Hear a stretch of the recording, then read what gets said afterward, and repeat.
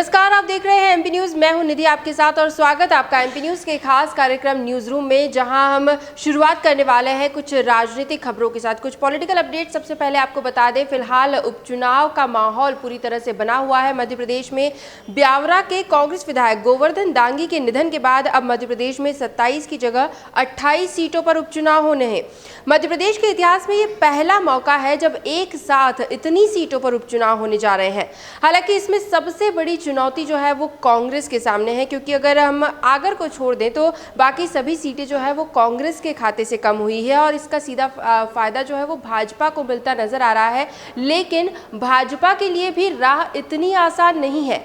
ऐसा हम इसलिए कह रहे हैं, क्यों कह रहे हैं, ये आपको अगली अपडेट में पता चलेगा। मध्य प्रदेश में उपचुनाव को लेकर जनसभाओं का, कार्यक्रमों का दौर लगातार जारी है, लेकिन यहाँ पर भाजपा को स्थानीय लोगों का विरोध झेलना पड़ रहा है। क्या है अपडेट, वो आपको बताते हैं। रायसेन में मुख्यमंत्री शिवराज सिंह चौहान और बीजेपी नेत्री उमा भारती की एक सभा का आयोजन किया गया और इसमें लोगों ने, जनता ने बीजेपी सरकार पर ही निशाना साधा। शिवराज सरकार के खिलाफ आवाज बुलंद करते हुए लोगों ने नारे लगाए, जो कि काफी वायरल हो रहे हैं।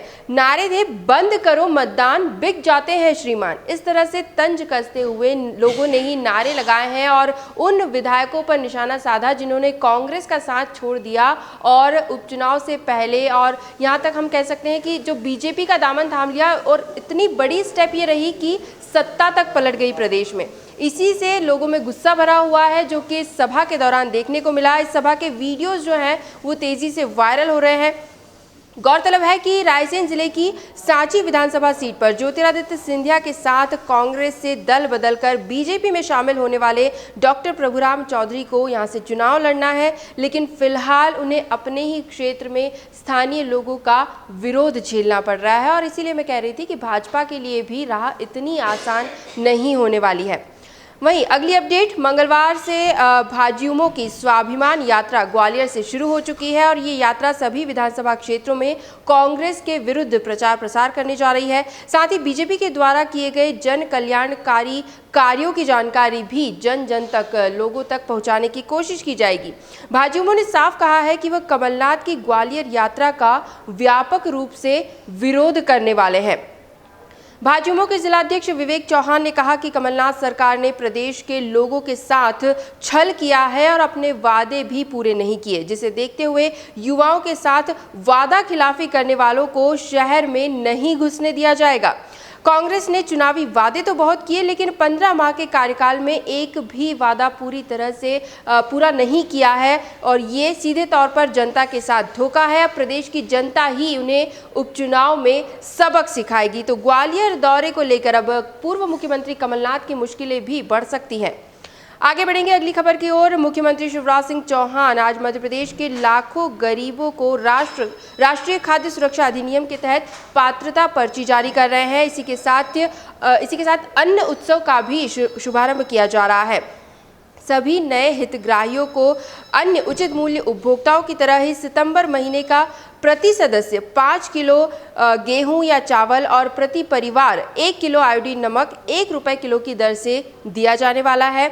इसके अलावा अब नए पुराने सभी उपभोक्ताओं को प्रधानमंत्री गरीब अन्न योजना के तहत नवंबर तक प्रति सदस्य 5 किलो निःशुल्क गेहूं या चावल और 1 किलो दाल भी दी जाएगी।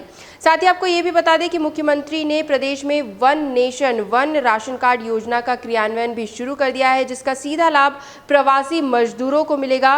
One nation one ration card यानी अब मजदूर किसी भी प्रदेश में मौजूद हो, वे वहां की राशन दुकानों से राशन प्राप्त कर सकते हैं। इस कार्ड के आधार पर वे कहीं के भी रहवासी हो, फिलहाल जहां वे मौजूद हैं वहां पर राशन उन्हें मिल सकेगा। तो प्रवासी मजदूरों को इस योजना का सीधा सीधा लाभ मिलने वाला है। एक और दिलचस्प अपडेट आपको बता दें, आंगनवाड़ी में बच्चों को अंडा दिए जाने को लेकर चल रही सियासत के बीच मुख्यमंत्री शिवराज सिंह चौहान ने एक बड़ा ऐलान किया है और अंडे को नकारते हुए उन्होंने साफ तौर पर कह दिया है कि कुपोषण को दूर करने के लिए बच्चों को दूध ही दिया जाएगा। और विकल्प जो है उन पर विचार नहीं किया जाएगा। फिलहाल गुरुवार से इस अभियान की शुरुआत कर दी जाएगी। शिवराज सरकार में ही, वैसे ये भी बता दें कि शिवराज सरकार में ही महिला बाल विकास मंत्री इमरती देवी ने कुछ समय पहले ही कहा था कि आंगनवाड़ी केंद्रों में बच्चों को अंडे दिए जाएंगे। कुपोषण को दूर करने का ये बेहतरीन विकल्प है और इसे लेकर कांग्रेस भी सवाल खड़े कर रही थी। लेकिन भाजपा दफ्तर में प्रधानमंत्री नरेंद्र मोदी के जीवन से जुड़ी फोटो प्रदर्शनी के उद्घाटन के दौरान सीएम शिवराज सिंह चौहान ने चर्चा करते हुए ये साफ कह दिया है कि आंगनवाड़ियों में बच्चों को कुपोषण दूर करने के लिए दूध ही दिया जाएगा। अब मुख्यमंत्री के इस ऐलान के बाद इमरती देवी ने भी यू टर्न ले लिया है और अपने बयान को पलटते हुए उन्होंने भी कह दिया है कि डॉक्टरों ने जैसा सजेस्ट किया है, डॉक्टरों के कहे अनुसार अब हम ये कह सकते हैं कि दूध से भी कुपोषण दूर होता है, तो आंगनवाड़ियों में अब अंडा नहीं परोसा जाएगा, बच्चों को दूध ही दिया जाएगा और ताज़ा दूध बच्चों तक पहुँच सके, इसके लिए बेहतरीन योजनाएं भी जल्द से जल्द बनाई जाएंगी। तो एक तरफ मुख्यमंत्री शिवराज सिंह चौहान का बड़ा ऐलान कि आंगनवाड़ियों में अब बच्चों को दूध बांटा जाएगा और साथ ही साथ इमरती देवी ने भी अब अपना बयान पलट दिया है और वे भी मुख्यमंत्री के सुर से सुर मिलाती नजर आ रही हैं। आगे बढ़ेंगे, दमोह जिले के एक हादसे की अपडेट आपको दे दें। दमोह जिले में मंगलवार को अलग अलग स्थानों पर बिजली गिरने से एक ही परिवार के 7 सदस्यों की मौत हो गई है और इसे लेकर अब दिग्गज नेताओं ने सोशल मीडिया के माध्यम से अपना दुख व्यक्त किया है। मुख्यमंत्री शिवराज सिंह चौहान ने ट्वीट करते हुए लिखा कि दमोह जिले में आकाशीय बिजली गिरने से हुई 7 लोगों की आकस्मिक मृत्यु का दुखद समाचार मिला है। मैं ईश्वर से प्रार्थना करता हूँ कि की दिवंगत आत्मा को शांति दे और परिजनों को इस वज्रपात को सहने की क्षमता दे। इसी तरह पूर्व मुख्यमंत्री कमलनाथ ने भी सोशल मीडिया पर दुख व्यक्त किया। उन्होंने भी कुछ इसी तरह के शब्द लिखे हैं। उन्होंने लिखा है कि प्रदेश के दमोह जिले में एक दुखद हादसे में आकाशीय बिजली गिरने से 7 लोगों की अकाल मृत्यु होने की जानकारी मिली है। मैं ईश्वर से प्रार्थना करता हूं कि वह दिवंगत आत्माओं को शांति और परिजनों को इस दुख को सहने की शक्ति प्रदान करे। तो दमोह जिले में आकाशीय बिजली गिरने से एक ही परिवार के 7 लोगों की मौत, बड़ा हादसा ये हुआ है।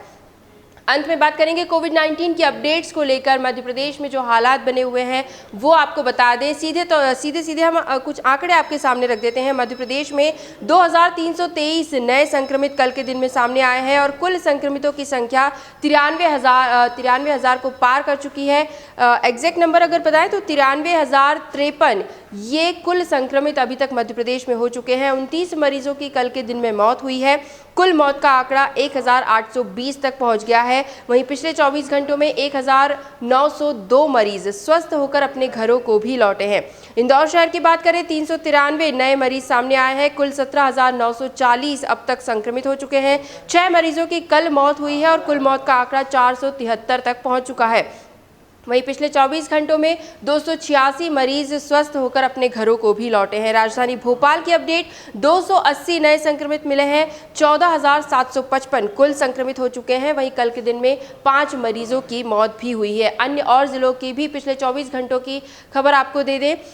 धार 44, बड़वानी 24, रतलाम 30, नीमच 32, सागर 56, शिवपुरी में 61 नए मामले सामने आए हैं। राजगढ़ 25, मंदसौर 32 और दतिया में भी 20 मरीजों में कोरोना संक्रमण की पुष्टि हुई है। तो एमपी न्यूज़ के न्यूज़ रूम से फिलहाल यही अपडेट्स। लगातार और भी खबरें और भी जानकारियां हम आप तक जरूर पहुंचाते रहेंगे। बस आप बने रहिए हमारे साथ, देखते रहिए एमपी न्यूज़। धन्यवाद। एमपी की नब्ज, एमपी का हाल, मध्य प्रदेश की हर खबर एमपी न्यूज़ टीवी के साथ। लगातार खबरों के लिए सब्सक्राइब करें हमारा YouTube channel MP news TV. Latest updates के लिए बेल आइकन दबाना जरा भी न भूलें।